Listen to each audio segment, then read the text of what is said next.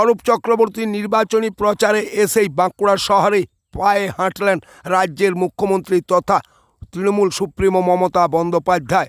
আর মমতা বন্দ্যোপাধ্যায়কে সমর্থন করেই মিছিল করেই এলেন বাঁকুড়া পৌরসভার 17 নম্বর ওয়ার্ডের কাউন্সিলর বন্দনা লোহার এবং এলাকার তৃণমূল কর্মী সমর্থকেরা।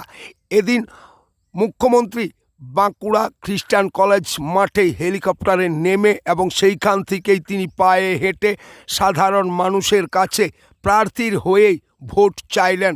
তিনি খ্রিস্টান কলেজ মোড় থেকেই পায়ে হেঁটে লালবাজার পর্যন্ত গেলেন এবং সমস্ত মানুষের কাছে তিনি দলীয় প্রার্থী অরূপ চক্রবর্তীর হয়েই নির্বাচনী প্রচার সারলেন। আর সেই নির্বাচনী প্রচারকে সফল করতেই 17 নম্বর ওয়ার্ডের কাউন্সিলর বন্দনা লোহার এলেন সেই সভাতে।